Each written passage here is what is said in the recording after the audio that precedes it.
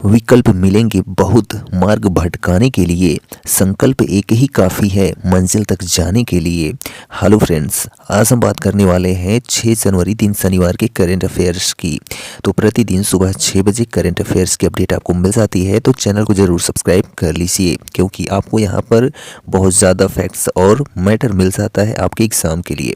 तो चलिए देखते हैं आज का सेशन। तो पहला प्रश्न देखिए क्या कहता है कि आत्मनिर्भर भारत उत्सव 2024 का आयोजन जो है हाल ही में कहाँ पर हो रहा है। तो यहाँ ऑप्शन है अयोध्या, नई दिल्ली, इंदौर या फिर जो है पुणे। तो आत्मनिर्भर भारत उत्सव 2024 का आयोजन जो है हाल ही में नई दिल्ली में हो रहा है। कहाँ पर? तो नई दिल्ली में।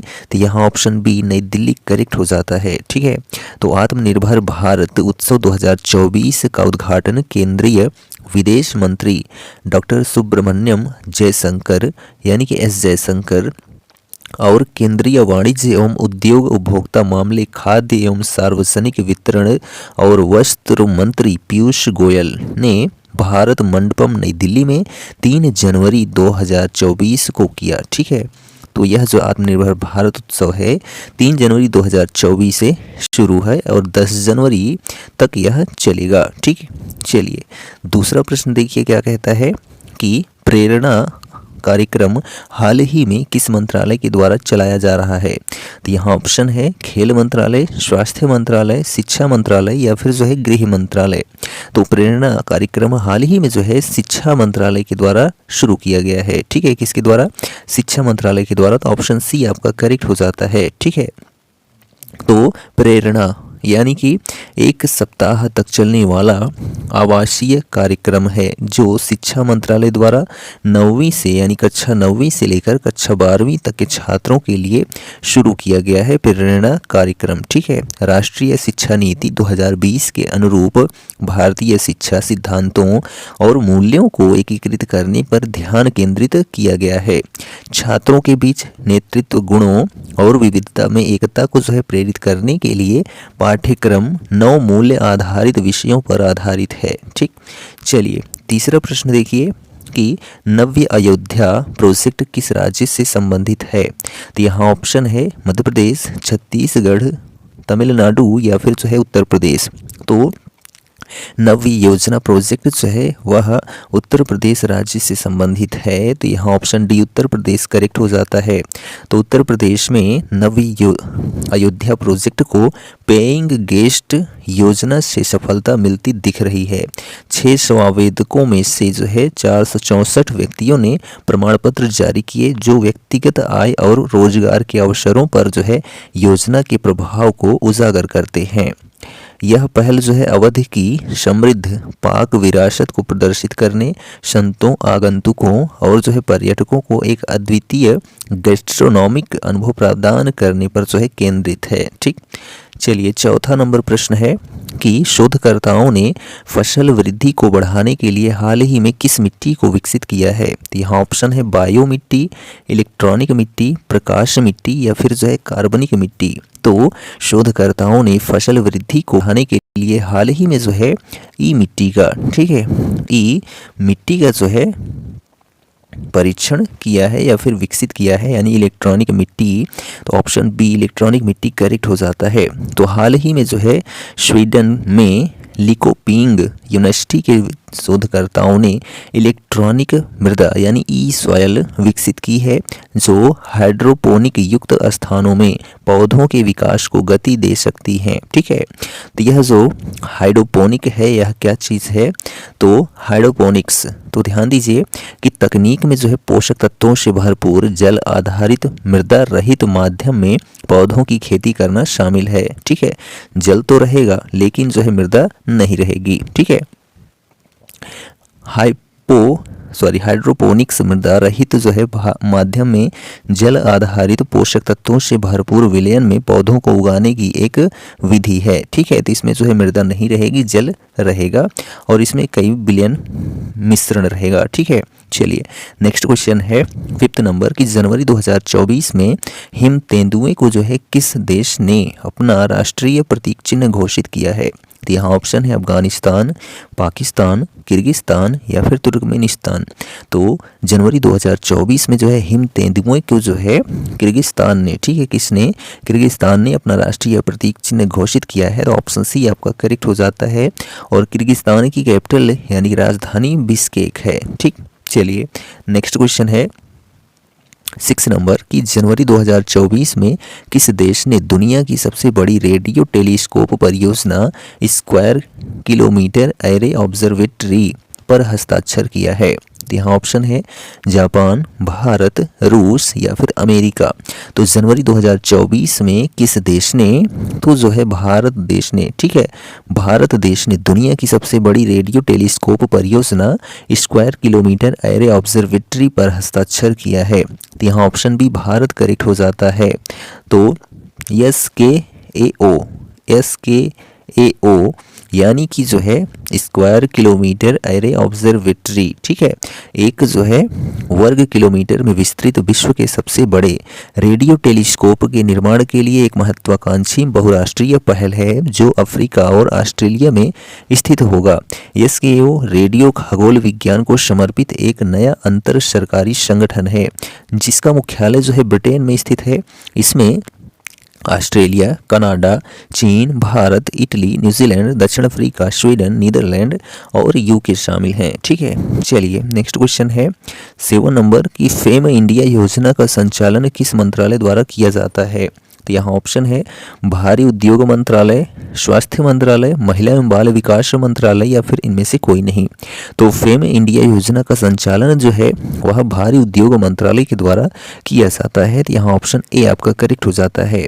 तो वर्ष 2015 में बड़े उद्योग एवं सार्वजनिक उपक्रम मंत्रालय ने इलेक्ट्रिक वाहनों और हाइब्रिड वाहनों सहित पर्यावरण के अनुकूल वाहनों के उत्पादन और संवर्धन को प्रोत्साहित करने के लिए फेम यानी कि faster adoption and manufacture of hybrid and electric vehicles India योजना की शुरुआत की थी। ठीक, 8वां प्रश्न देखिए कि जनवरी 2024 में स्वदेश दर्शन 2.0 योजना में शामिल डिब्रूगढ़ वन्य जीव अभयारण्य किस राज्य में स्थित है।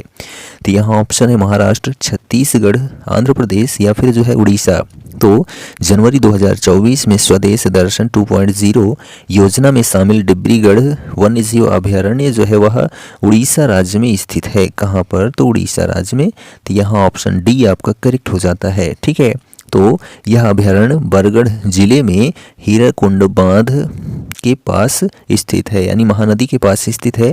स्वदेश दर्शन कार्यक्रम भारत सरकार के पर्यटन मंत्रालय द्वारा साल 2015 में शुरू किया गया था। ठीक, नेक्स्ट क्वेश्चन है 9 नंबर, किस देश की बीट्राइस चेबेट ने बार्सिलोना इवेंट में 5 किलोमीटर का विश्व रिकॉर्ड तोड़ा है।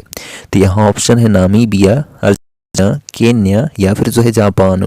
तो किस देश की, तो केन्या देश की। ठीक है, केन्या देश की बीट्राइस चेबेट ने बार्सिलोना इवेंट में 5 किलोमीटर का विश्व रिकॉर्ड तोड़ा है। तो यहाँ ऑप्शन सी केन्या करेक्ट हो जाता है। तो केन्या की बीट्राइस चेबेट ने बार्सिलोना के कर्सा डेल्स नासोस में महिलाओं की 5 किलोमीटर मैराथन के विश्व रिकॉर्ड को तोड़कर अपने उल्लेखनीय वर्ष का समापन किया है। ठीक है, किसने, तो केन्या की बीट्राइस चेबेट ने आश्चर्यजनक रूप से जो है 14 मिनट 13 सेकंड का समय लेकर चेबेट ने अपने प्रतिस्पर्धियों को जो है पीछे छोड़ दिया। ठीक, चलिए नेक्स्ट क्वेश्चन देखिए 10 नंबर क्या कहता है कि ऑस्ट्रेलिया के खिलाफ वनडे क्रिकेट में एक मैच में 5 विकेट लेने वाली पहली भारतीय महिला क्रिकेटर कौन बनी है। तो यहाँ ऑप्शन है दीप्ति शर्मा, रेणुका ठाकुर, मन्नत कश्यप या फिर जो है अमनजोत कौर। तो ऑस्ट्रेलिया के खिलाफ वनडे क्रिकेट में एक मैच में ही जो है 5 विकेट लेने वाली पहली भारतीय महिला क्रिकेटर जो बनी है वह दीप्ति शर्मा बनी है। ठीक है, कौन बनी है, तो दीप्ति शर्मा। तो यहाँ option A Deepti Sharma correct हो जाता है। ठीक, 11 नंबर क्वेश्चन है कि हाल ही में किस राज्य की सुंदरवन शहद जलपाईगुड़ी काला नूनिया चावल और जो है तंगेल गोरोड और कादियाल साड़िया को जो है जीआई टैग मिला है? तो यहाँ ऑप्शन है झारखंड, उड़ीसा, छत्तीसगढ़ या फिर जो है पश्चिम बंगाल। तो हाल ही में जो है किस राज्य की, तो वेस्ट बंगाल, ठीक है, WB राज्य की सुंदरवन शहद जलपाईगुड़ी काला नूनिया चावल और तंगेल गोरोड और कादियावाल साड़ियाँ को जो है जीआई टैग मिला है। तो यहाँ ऑप्शन डी आपका करेक्ट हो जाता है।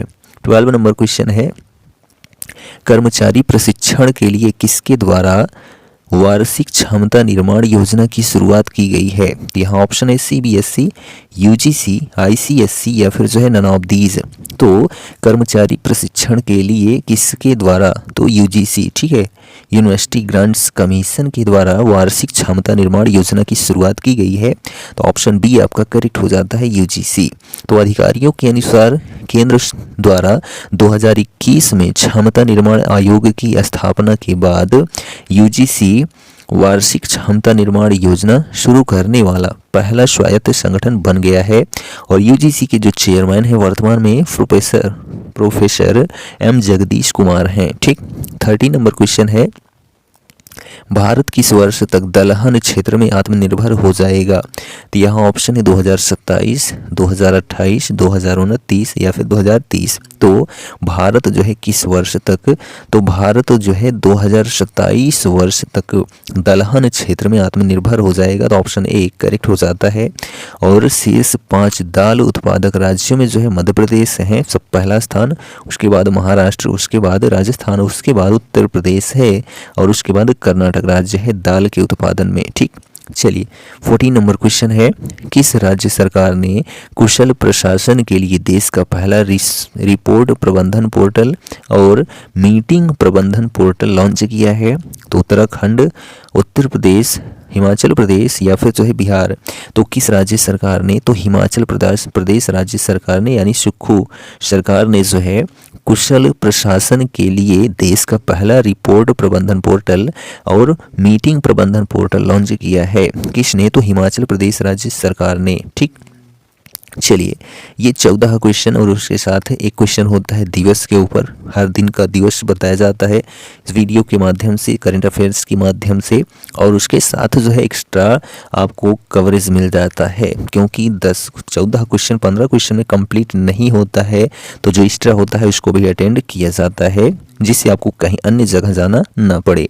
नेक्स्ट क्वेश्चन देखिए, अडानी पोर्ट्स के MD हाल ही में कौन बने हैं? तो करण अडानी। ठीक है, करण अडानी को जो है MD बनाया गया है अडानी पोर्ट्स का। ठीक है, और जो CEO हैं वो अश्विनी गुप्ता हैं। ठीक, चलिए नेक्स्ट क्वेश्चन है, विदेश मंत्रालय के नए प्रवक्ता हाल ही में कौन बने हैं? तो रणधीर जायसवाल को जो है विदेश मंत्रालय के नए प्रवक्ता के रूप में चुना गया है। ठीक है, तो सीनियर डिप्लोमेट रणधीर जायसवाल को विदेश मंत्रालय का नया प्रवक्ता बनाया गया है।